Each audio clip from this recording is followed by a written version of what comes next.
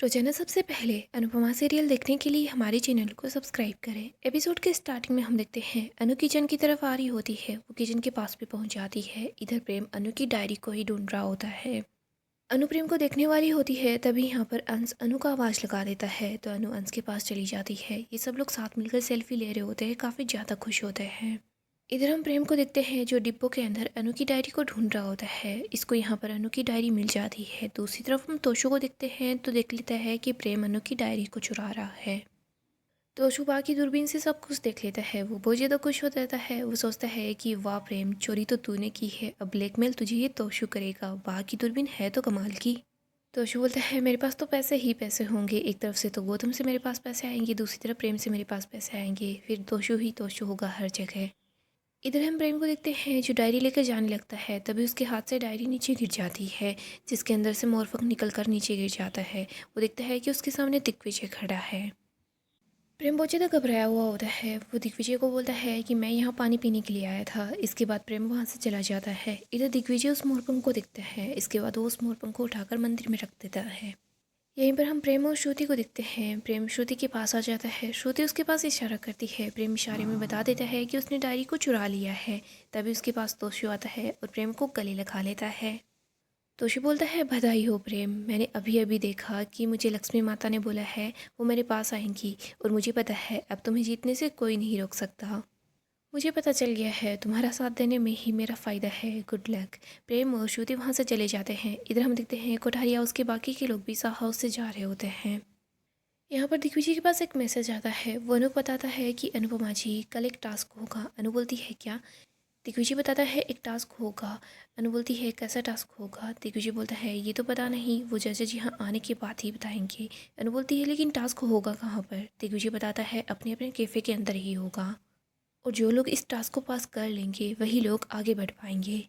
अनु बोलती है परसों तो मेहंदी होगी, फिर संगीत होगा और कल ये टास्क भी होगा, सब कुछ एक साथ कैसे मैनेज हो पाएगा? वाह बोलती है अनु तू सब कुछ कैसे करेगी? अगर तू टास्क पूरा करने में लग जाएगी तो तैयारियां कौन करेगा? दिग्विजय अनु को बताता है कि टास्क सुबह सुबह होगा। अनु बोलती है फिर तो अच्छी बात है। अनु खुश हो जाती है। वो बोलती है बाप फिक्र मत कीजिए, टास्क सुबह होगा तो फिर सारी तैयारियां भी हो जाएगी। हमने अगर शादी के लिए शुभारंभ किया है ना तो सब कुछ शुभ शुभ होगा। अनु सोचती है कि टास्क भले ही कैसा हो, लेकिन मेरी डायरी में हर चीज़ का तोड़ है। आगे हम प्रेम को, श्रुति को और राही को देखते हैं। यहाँ पर श्रुति प्रेम को बोलती है कि कल सरप्राइज टास्क होगा, जो इसमें जीत जाएगा वही आगे बढ़ेगा। राही बोलती है मुझे पूरा यकीन है प्रेम जीतेगा। श्रुति बोलती है मुझे भी यकीन है कि कल के टास्क में तो अब प्रेम ही जीतेगा। आगे हम फिर से सा फैमिली का सीन देखते हैं। सब लोग डांस कर रहे होते हैं, काफ़ी ज़्यादा खुश होते हैं। अनु बोलती है देखिए ना सर, घर में फंक्शन ख़त्म हो गया है, लेकिन अभी भी लग रहा है कि अभी भी फंक्शन स्टार्ट ही हुआ है। सब लोग कितने ज़्यादा खुश हैं। दिग्विजय बोलता है सब कुछ प्रांसी की वजह से हुआ है।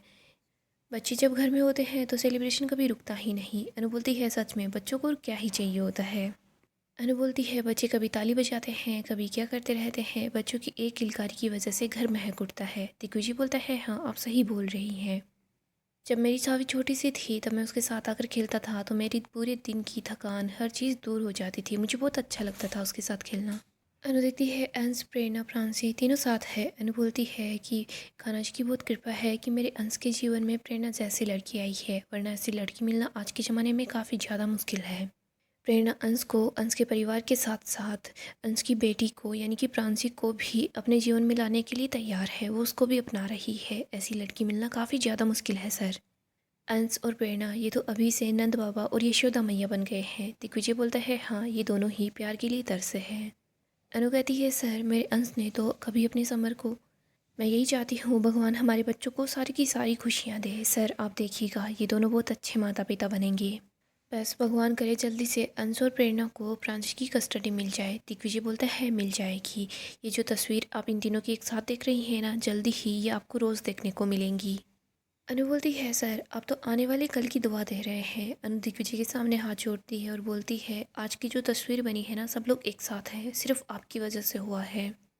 सर मुझे समझ नहीं आ रहा मैं आपको थैंक यू बोलूँ या फिर आपको दुआएं दूँ या आपको डांट लगाऊँ। दिग्विजय बोलता है तो फिर डांट ही लगा दीजिए। अनु बोलती है अच्छा ठीक है। अनु बोलती है सर मैंने वहाँ जाने से मना किया था, बापूजी ने भी आपको मना किया था, सब लोगों ने आपको मना किया था, लेकिन फिर भी आप वहाँ पर क्यों गए? प्रेम उम्र में आपसे छोटा है, आपको उससे माफ़ी नहीं मांगनी चाहिए थी। प्रेम बदतमीज़ हो गया है, बदतमीज़ी वो कर रहा है, गलती उसकी है, माफ़ी तो उसे मांगनी चाहिए थी। सर, आपने प्रेम के सामने हाथ क्यों जोड़े? दिग्विजय बोलता है, मैंने हाथ जोड़े हैं, हाथ फैलाए नहीं। वैसे अनुपमा जी, मुझे भी प्रेम के सामने हाथ जोड़कर उससे माफ़ी मांगकर अच्छा नहीं लगा। मुझे भी प्रेम की हरकत गलत लगी थी, लेकिन आप एक बार सब लोगों को देखिए, लोग कितने ज़्यादा खुश हैं। मैं इन लोगों के लिए एक बार तो क्या 100 बार माफ़ी मांग सकता हूँ। मैं आगे बढ़ना भी जानता हूँ और पीछे हटना भी जानता हूँ। अनु बोलती है, लेकिन सर। दिग्विजय बोलता है, देखो, अब अंकु की खुशी के लिए सबसे लड़ गई थी, तो फिर क्या मैं अंश की खुशी के लिए इतना छोटा सा काम भी नहीं कर सकता? अनुपमा जी, हम दोनों टीममेट हैं ना, आप बस मुझ पर भरोसा कीजिए, आपका टीममेट कुछ भी गलत नहीं करेगा। अनु बोलती है, सर सच में आप बहुत अच्छे हैं। दिग्विजय बोलता है, लेकिन आपसे अच्छा कोई भी नहीं हो सकता। अनु बोलती है, अब आप इस चीज़ में भी मुझसे कंपटीशन करेंगे? दिग्विजय बोलता है, आज का फंक्शन तो अच्छे से हो गया है, संगीत मेहंदी ये भी अच्छे से हो जाएंगे, आपको कंपटीशन पर फोकस करना चाहिए। अनु कहती है, सर कल सुबह सुबह टास्क है और जो भी इस टास्क को अच्छे से कंप्लीट करेगा वही तो आगे बढ़ेगा। दिग्विजय बोलता है, आप तैयार हैं ना? अनु बोलती है, हाँ मैं बिल्कुल तैयार हूँ। अनु बोलती है, सर मुझ में ओवर कॉन्फिडेंस नहीं है, लेकिन मुझे अपने आप पर इतना भरोसा है कि मैं टास्क कंप्लीट ज़रूर कर लूँगी। आगे हम प्रेम को देखते हैं, जो अपने रूम में आ जाता है। वो दरवाज़ा बंद करता है, वो सोचता है कि हाँ, यहाँ पर मेरा सामान रखा हुआ है, मैं इस डायरी को यहीं छुपा देता हूँ, राही की नज़र भी यहाँ पर नहीं पड़ेगी। तभी प्रेम देखता है कि उसकी और राही की पिक्चर है वो नीचे गिर गई है। प्रेम सोचता है, मैं अपनी ही नज़रों में गिर रहा हूँ, मैं उनका शिष्य हूँ, मुझे अपनी काबिलियत पर भरोसा है, लेकिन मैं ये सब कुछ क्यों कर रहा हूँ? फिर प्रेम सोचता है, नहीं नहीं, मैं जो कर रहा हूँ बिल्कुल सही कर रहा हूँ, वरना मैं उनको हराऊँगा कैसे? और वैसे भी ये जंग है, जंग में दुश्मन की कमज़ोरी का फ़ायदा उठाना सबसे अच्छा रहता है। कल का जो पहला राउंड होगा ना, वो मैं ही जीतूँगा और अनुपमा जोशी तुम कुछ नहीं कर पाओगी। प्रेम उस डायरी को वहीं पर अपनी फाइल्स के बीच छुपा देता है। तभी यहाँ पर राही आ जाती है। वो बोलती है, प्रेम। प्रेम देखता है कि राही ने अभी तक कुछ नहीं देखा है। प्रेम राही के पास आता है, उसको बोलता है कि राही, तुम आज काफ़ी ज़्यादा थक गई होगी ना, तुमने कितना सारा डांस जो किया और खुश भी बहुत हो। राही बोलती है कि हाँ प्रेम, मैं बहुत ज़्यादा खुश हूँ और थैंक यू सो मच, तुमने हर चीज़ को साइड में रखकर अंश और प्रेरणा की खुशी में शामिल होने के बारे में सोचा। प्रेम बोलता है, ऐसा तो करना ही था, क्योंकि बात यहाँ पर तुम्हारी खुशी की थी, तुम्हारे भाई के रिश्ते की थी। मैं जानता हूँ कि भले ही हम लोगों के रिश्ते कितने ही उलझे हुए हों, लेकिन जो भाई बहन का रिश्ता होता है वो हमेशा सुलझा रहना चाहिए। क्योंकि तभी राही बोलती है, भाई बहन के प्यार पर किसी की नज़र नहीं पड़नी चाहिए। और प्रेम, जो तुम लड़ाई लड़ रहे हो ना, उसमें मैं भी सब कुछ एक तरफ कर दूंगी और दूसरी तरफ तुम हो तो मैं भी तुम्हारा ही साथ दूंगी। प्रेम और राही एक दूसरे को गले लगा लेते हैं। अगली सुबह हम अनु को देखते हैं, जो अपने कैफ़े की तरफ आ रही होती है। इधर प्रेम भी अपने कैफ़े की तरफ आ रहा होता है। अनु प्रेम को बोलती है कि आज हमारे कंपटीशन का पहला टास्क है, आज डिसाइड हो जाएगा कि हम अपने काम में कैसे हैं, अच्छे हैं या नहीं हैं। प्रेम बोलता है, सलाह के लिए थैंक यू, और वैसे मैं अपने काम के लिए बिल्कुल तैयार हूँ, आप भी अपना काम अच्छे से कीजिएगा गुरुजी। अनु कहती है, हाँ मैं पूरी मेहनत करूँगी, तुम भी अपनी पूरी मेहनत करना शिष्य जी। अनु और प्रेम अपने अपने कैफ़े की तरफ चले जाते हैं। अनु कैफ़े में आती है, कान्हा जी के सामने दिया जलाती है। वो बोलती है कि कान्हा जी, किसी भी चीज़ के लिए 3 चीज़ की ज़रूरत होती है, एक तो आदर, दूसरा आभार और तीसरा आशीर्वाद। अन्न के प्रति आदर होना चाहिए, अवसर के प्रति आभार होना चाहिए और आपका आशीर्वाद होना चाहिए। मेरे मन से ये कभी भी ना जाए, आप बस मुझ पर आशीर्वाद बनाए रखिएगा। इधर हम प्रेम को देखते हैं, जो भी मंदिर में दिया जलाता है। प्रेम भी प्रार्थना करता है कि मेरे रास्ते में कोई ना आए, आप मुझे आशीर्वाद दीजिएगा श्रीनाथ जी, तो मैं ही जीत पाऊँ। अनु दिग्विजय को देखती है। दिग्विजय यहाँ पर सावी की पिक्चर को देख रहा होता है। इधर हम राही को देखते हैं, जो भी प्रेम के साथ मिलकर प्रार्थना करती है। आगे हम देखते हैं, जजेस कैफ़े में पहुँच जाते हैं। यहाँ पर कंपटीशन का पहला राउंड स्टार्ट हो रहा होता है। जज बताते हैं कि आपके कैफ़े में ही पहला राउंड होगा। घर के सब लोग भी कैफ़े में ही होते हैं। बाप बोलती है, भगवान करे अनु की मेहनत सफल हो जाए। बापूजी बोलते हैं कि बस सब कुछ अच्छा हो। तोशु बोलता है, वैसे भी इस उम्र में मम्मी से क्या ही हो पाएगा। तभी पाखी बोलती है कि हाँ, जीतेगा तो सिर्फ प्रेम ही। आगे हम प्रेम को देखते हैं। कोठारी फैमिली के लोग भी यहीं पर होते हैं। जज भी यहाँ आ जाते हैं। ख्याति बोलती है, श्रीनाथ जी, मेरे बच्चे को अपनी काबिलियत दिखाने का मौका दीजिएगा। मोटिवा बोलती है, श्रीनाथ जी, मेरे बच्चे पर आशीर्वाद बनाए रखिएगा, उसी को जिताइएगा। श्रुति सोचती है बस अनुपमा हार जाए और प्रेम जीत जाए। आगे हम अनु को देखते हैं। अनु को और दिग्विजय को बोला जाता है कि आपको सिर्फ पेट की भूख नहीं मिटानी, आपको आत्मा को तृप्त करना है। दूसरी तरफ जज प्रेम को बोलते हैं कि खाना बनाना एक आर्ट है और सामने वाले के जज्बात को उसको समझना भी एक आर्ट है। अनु को जज बोलती है कि कभी ऐसा हुआ है क्या कि कोई कस्टमर आया हो और उसको आपने अपनी तरफ से कोई डिश सजेस्ट की हो। अनु बोलती है कि हाँ हुआ है, कई बार ऐसा हुआ है। जज बोलती है आपने उस पल में ऐसा क्यों किया होगा। अनु बोलती है वो तो मुझे नहीं पता, लेकिन उनको देखकर ऐसा लगा कि शायद मेरी बनाया हुआ खाना ही उनको सुकून दे सकता है, उनको अच्छा लगेगा। लेकिन वो लोग हमेशा यहाँ से खुश होकर ही गए हैं। इधर हम प्रेम को देखते हैं, वो बोलता है कि और हर बार मेरे जो कस्टमर यहाँ पर थे ना, उनको मैंने अपनी तरफ से डिश खिलाई तो उन्होंने हमेशा यही बोला है कि मेरा खाना बेस्ट है। जज प्रेम को बोलती है और आज भी आपको यही करना है। इधर हम देखते हैं अनु के कैफ़े में एक आदमी आता है। दूसरी तरफ प्रेम के कैफ़े में भी एक परेशान सा लड़का आता है। ये लोग कैफ़े में आकर बैठ जाते हैं। इधर अनु को जज बोलते हैं कि आप दोनों एक दूसरे को नहीं जानते हो, लेकिन आपको इनका मनपसंद खाना बनाना है। इधर जज प्रेम को बोलती है कि जाइए और इनसे बात कीजिए, आपके पास सिर्फ 3 मिनट है इनको जानने के लिए। लेकिन शर्त यहाँ पर यह है कि आप घुमा फिरा कर कस्टमर से ये नहीं पूछ सकते कि इनको खाने में क्या पसंद है। दूसरी तरफ अनु को जज बोलती है कि अगर आपने ऐसा किया ना तो फिर आप डिस्क्वालीफाई हो सकते हैं। आप 3 मिनट में इनको जानने की कोशिश कीजिए और उसके बाद इनके लिए वो डिश बनाइए कि ये खाने को नहीं, ये बस अपनी यादों में ही खो जाए। इधर प्रेम को जज बोलती है कि आप इनको ऐसा खाना खिलाइए कि ये यही बोले कि इनको यही खाने की ज़रूरत थी, इसी खाने को खाना था। आप लोगों का टाइम अभी स्टार्ट होता है। इधर अनु का टाइमर भी स्टार्ट हो जाता है, दूसरी तरफ प्रेम का भी। हम अनु को देखते हैं, अनु उस आदमी के पास आ जाती है। वो बोलती है जय श्री कृष्ण काका। इधर तोशु बोलता है कि देखो मम्मी ने क्या टाइम वेस्ट किया है। बाकी बोलती है हाँ 10 सेकंड का दो, जय श्री कृष्ण बोला है और इतना लंबा गैप भी दे दिया, मुझे लगता है 3 मिनट तो यूं ही ख़त्म हो जाएंगे। तोशु बोलता है और इस बुढ़े ने अपने मुंह पर ताला लगाया हुआ है, जैसे ये कुछ बोलेगा ना तो शायद मम्मी इसका राज जान जाएगी, तो ये कुछ बोल भी नहीं रहा। इधर वो आदमी बोलता है कि मैं यहाँ नहीं आना चाहता था, लेकिन मेरी पोती ये जो कंपनी है जो सब कुछ ऑर्गेनाइज कर रही है उसी में काम करती है, मुझे अपनी पोती की वजह से यहाँ आना पड़ा। बा और बापूजी परेशान हो जाते हैं। बा बोलती है कि अनुपमा के यहाँ पर इस सड़े हुए बुड्ढे को ही आना था क्या। बापूजी बोलते हैं कि हाँ ये तो बात करने को भी तैयार नहीं है। दिग्विजय बोलता है आप फिक्र मत कीजिए, अनुपमा जी सब कुछ संभाल लेंगी।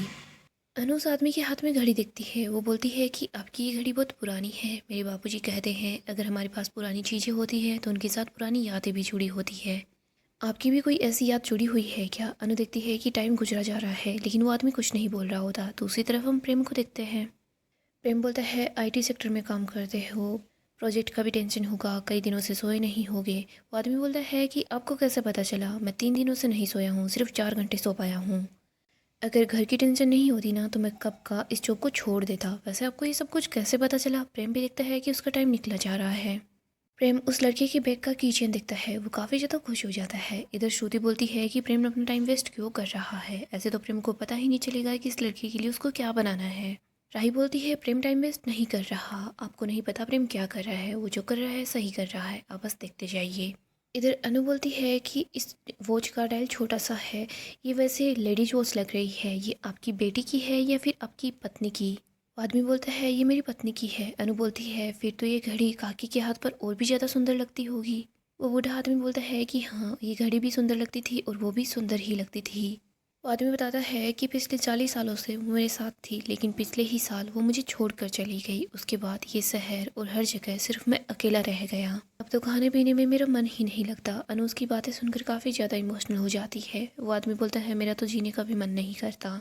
इधर हम प्रेम को देखते हैं, वो उस लड़की के पास बैठ जाता है। वो उसको बोलता है कि तुम्हें पता है क्या, जब मैं केरला गया था तो मुझे तो वहाँ के खाने से प्यार ही हो गया था। वो लड़का बोलता है कि हाँ मैं कोची से हूँ, मुझे भी अपने घर की बहुत याद आती है। कभी जब घर की याद आती है तो ऐसा दिल करता है कि बस रो पड़ूँ। इधर बा बोलती है अनु क्या कर रही है। दिग्विजय बोलता है जो कर रही है सही कर रही है। अनु बोलती है जब घर से गृहिणी चली जाती है ना तो पूरे घर का स्वाद ही चला जाता है। घर की सुगंध ही कहीं खो जाती है। घर में आंगन में चहल पहल तो रहती है, लेकिन जो सुगंध होती है वो कहीं गायब सी हो जाती है। वो बूढ़ा आदमी बोलता है हाँ बेटा तुम सही बोल रही हो, वो मेरा बहुत ध्यान रखती थी। जब मौसम की पहली बारिश होती थी ना तो उसको याद आता था कि मेरे घुटनों में दर्द है, तो मेरा ख्याल रखती थी। वो आदमी बताता है वो हमेशा कहती थी गुड़ और अजवाइन खाने से मेरे पैरों के जोड़ों के दर्द में आराम मिलेगा। अनु कुछ पूछने ही लगती है, तभी उसका टाइम ऑफ हो जाता है। अनु आगे कुछ भी नहीं पूछ पाती। इधर हम देखते हैं प्रेम का टाइम भी ऑफ हो जाता है। सो दोस्तों डेली अपडेट के लिए आप हमारे चैनल को सब्सक्राइब करें, साथ ही साथ वीडियो को लाइक भी कर दें। गाइस अपकमिंग एपिसोड में हम देखेंगे अनु उस आदमी के लिए बहुत अच्छा खाना बनाती है। वो आदमी जैसे ही खाना खाता है तो काफ़ी ज़्यादा खुश हो जाता है। वो बोलता है बेटा तुम्हारे हाथों में तो जादू है। वो अनु की काफ़ी ज़्यादा तारीफ करता है। जजेस भी खुश होते हैं कि अनु ने काफ़ी अच्छा खाना बनाया है। दूसरी तरफ हम प्रेम को देखते हैं। यहाँ पर प्रेम भी उस लड़के के लिए अच्छे से खाना बनाता है। वो उसके लिए कोई केरला डिश बनाता है। वो सोचता है कि इसको घर की याद आएगी ना तो इमोशंस में खो जाएगा। यहाँ पर हम देखते हैं ये लोग प्रेम के खाने की भी काफ़ी ज़्यादा तारीफ करते हैं। यहीं पर जज भी बहुत ज़्यादा खुश होते हैं। प्रेम और कोठारी हाउस के सब लोग खुश हो जाते हैं।